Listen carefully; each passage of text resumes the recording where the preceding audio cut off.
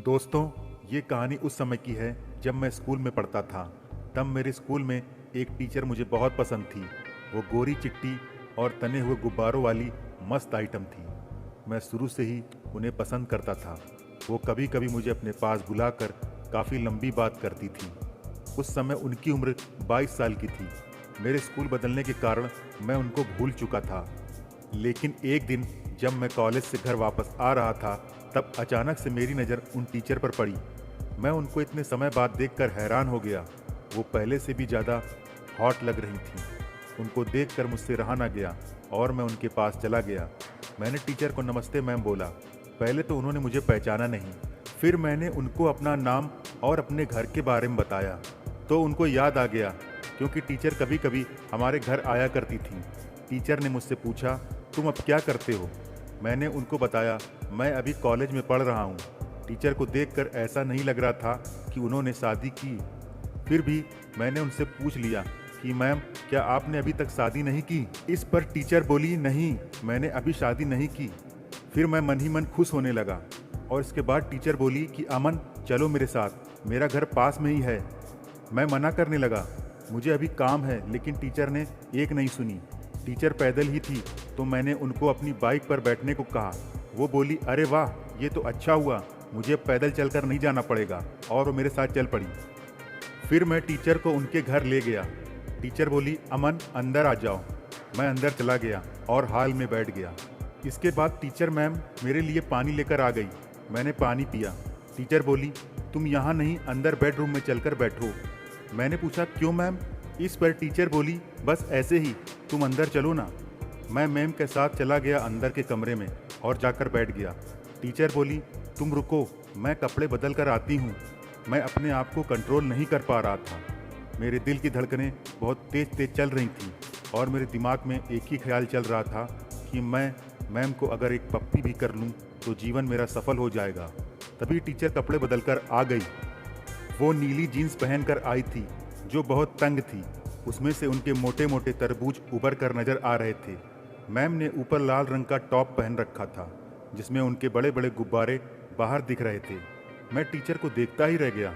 फिर वो मेरे पास आकर बैठ गई और बोली, तुम अब काफ़ी स्मार्ट हो गए हो अमन, कोई तुम्हारी गर्लफ्रेंड नहीं है क्या? मैंने उनको बताया, नहीं, मेरी कोई गर्लफ्रेंड नहीं है। मैं उनको टीचर टीचर करके बोल रहा था तो उन्होंने मुझे टोक दिया, अब तुम बड़े हो गए हो, मुझे मेरे नाम से बुलाओ। उनका नाम रितु था। मैं नाम लेने में हिचकने लगा तो मैम ने मेरा हाथ पकड़ लिया और बोली, अमन, अब बोलो रितु। मैं हैरान था कि ये सब क्या हो रहा है। मैंने देरी ना करते हुए उनको रितु कहकर पुकारा तो वो खुश हो गईं। मैं चुप था और रितु मैम मुझे देखती हुई अपने बालों से खेल रही थी। पता नहीं उनके मन में क्या चल रहा था। रितु मैम अचानक से धीरे धीरे रोने लगी।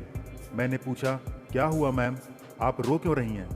रितु बोली, मैं अपनी लाइफ में खुश नहीं हूँ अमन। मैंने पूछा, क्यों, क्या हुआ आपको?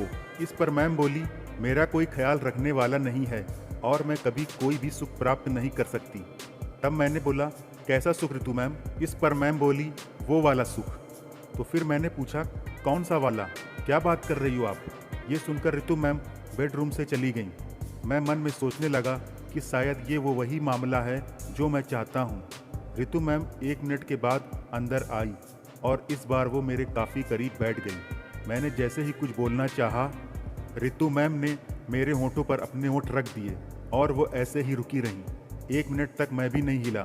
अब हम दोनों बेड पर गिर गए थे। मेरे मन में चल रहा था कि ये सब क्या हो रहा है, पर मैं उस लम्हे को एंजॉय कर रहा था। रितु मैम अब मेरी शर्ट खोलने लगी। मैंने धीमे से कहा, ये क्या कर रही हो?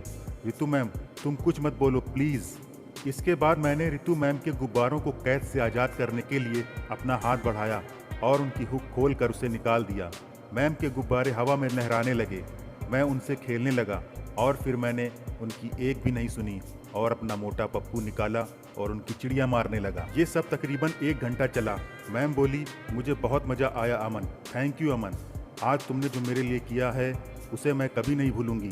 तुम्हें कभी भी मन हो मेरे घर आ जाना, मैं तुम्हें कभी मना नहीं करूंगी। ये सुनकर मैं खुश हो गया और मैंने अपनी टीचर से उनका फ़ोन नंबर ले लिया। इसके बाद मैं अपनी बाइक लेकर अपने घर आ गया और फिर मेरा उनके घर आना जाना लगा रहता था।